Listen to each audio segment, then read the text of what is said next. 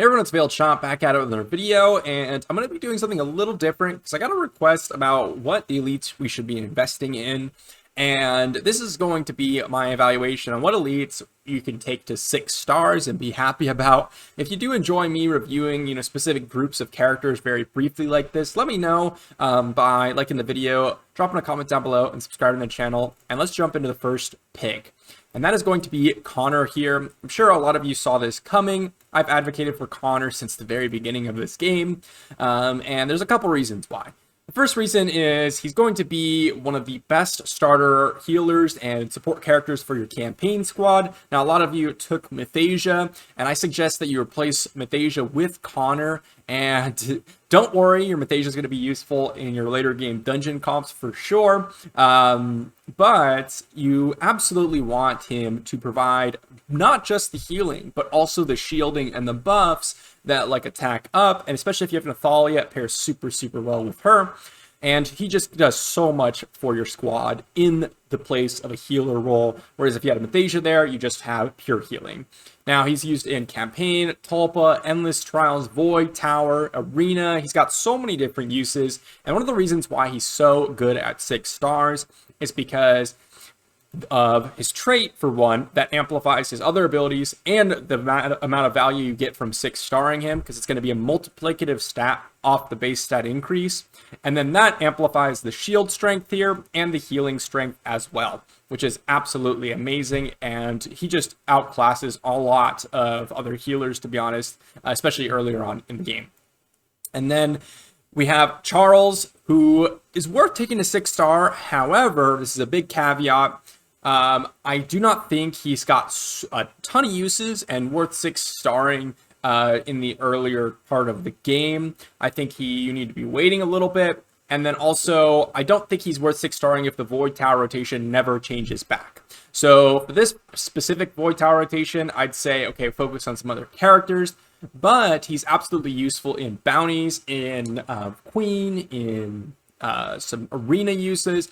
But his main reason for wanting to 6-star was the Void Tower and his sheer power in that game mode. Now, that being said, no matter what, he gets so much out of a 6-star because his trait does 50% of his passive defense in true damage, and his passive is plus 20% defense per rage, which you can stack up to 5 rage to get another 100% defense on top of the defense he already has. So essentially any base defense that you get on him, it doubles, and then he's going to deal 50% of that defense in his trait in true damage, which is absolutely insane. So solid 6-star. It's just he's trouble finding a use for him ever since the Void Tower changes, but he's still an amazing character nonetheless.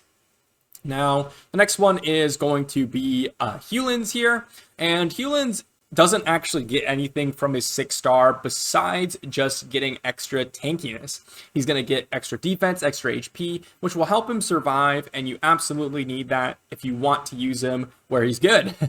And one of the reasons why he's good is in speed comps and some Gemini comps that I've seen him in. Now, he's going to be providing that inhealable and the nose positive effects. And in order for him to consistently be able to do that, he needs to be alive. And he's oftentimes a neutral element, which provides he's even squishier, and he's an elite, which is even squishier. So 6-starring him is almost a must if you're going for those speed comps. Just like in the previous video that I recently went over Hewlins in. Then we have Faluke here, and Faluke is absolutely amazing as a poisoner. He's significantly worse than Gengello, but a lot of people don't have Gengello, and this is a great replacement for those of you that do not have Gengello. And the reason why I say he's worth taking to 6 stars, again, like Hewlins, he only gets extra stats from 6-starring. It doesn't affect his abilities or anything like that.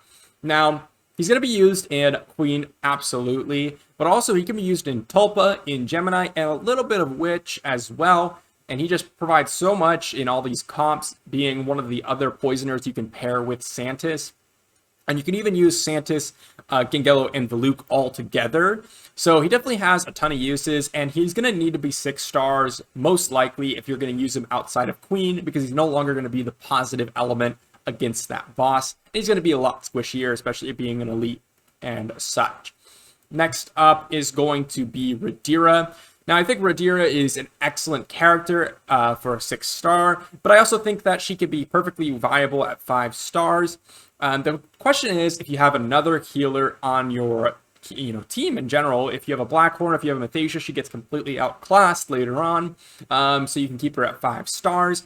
But if you do not have one of those two and you're trying to tackle some of the later game content, taking her to 6 stars should be something that you should immediately not regret and not be unhappy about, because she, like Connor, is going to be getting a bunch of max HP multiplied from her trait here.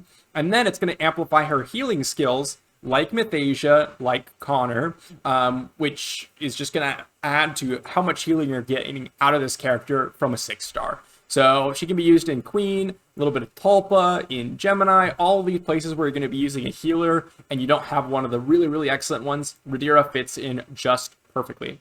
Now, last one that's, I think, an excellent 6-star candidate is going to be Rog. And the reason why I say Rog here is because he just scales so well off of max HP that getting him an extra base max HP is going to be crucial in order for him to be really, really shining. Not only that, he can be used in Queen, he could be used in Tulpa, and he has some other uses, but they're definitely slowed down, especially since the Void Tower nerf. Him, along with Charles, definitely brought up the biggest and best comp for Void Tower.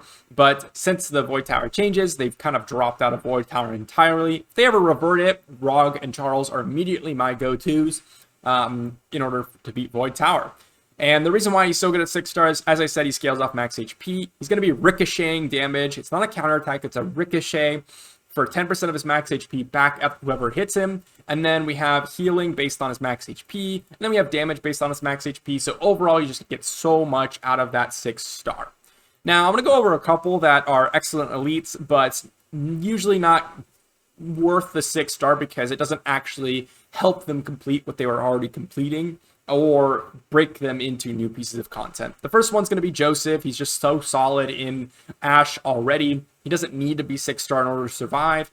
Mary's another one. You don't need her to be 6-star in order to pop that invincibility or the damage up.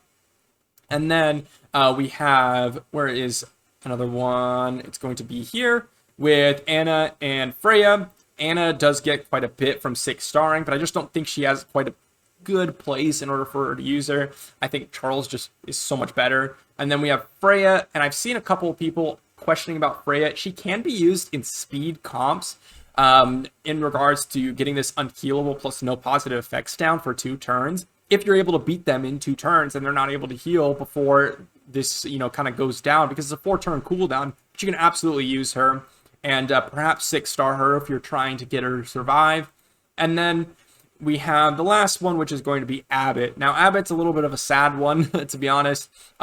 He's a solid healer, but he's a single target healer, and so it's kind of hard to advocate for him to be a 6-star candidate because you most likely will just be using Rhaenyra instead of Abbott. So, a little sad for Abbott, but overall, that's pretty much the list. And if you're curious about some of these characters in action, I'm actually going to put up a video on screen here that you can go ahead and click and check out a lot of these characters in action in the free-to-play Queen 2 Spender progression video.